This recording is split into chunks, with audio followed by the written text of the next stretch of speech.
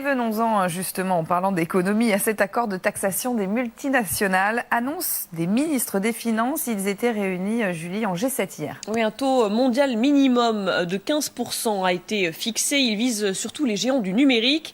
Ils payent souvent des impôts dérisoires en se domiciliant dans les pays où le taux d'imposition est faible, voire nul.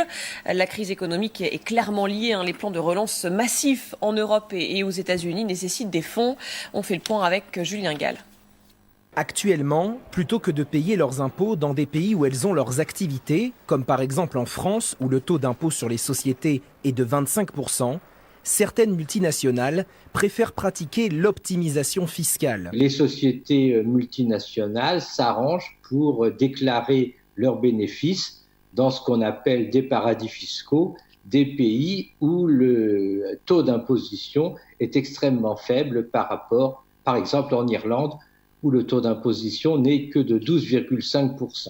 Avec l'instauration d'un impôt minimum mondial de 15%, les pays du G7 veulent que les grosses entreprises se détournent de ce type de pratique. Vous déclarez par exemple vos profits aux États-Unis et les États-Unis rembourseront une partie de la taxation au pays dans lequel vous travaillez, la France, l'Allemagne. Les GAFA, les géants du numérique, ont plutôt bien accueilli l'idée de cet impôt.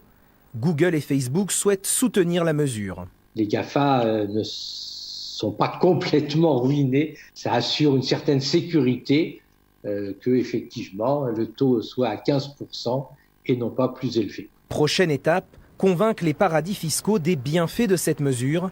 La décision du G7 n'est que le point de départ d'un cheminement qui devrait prendre plusieurs années.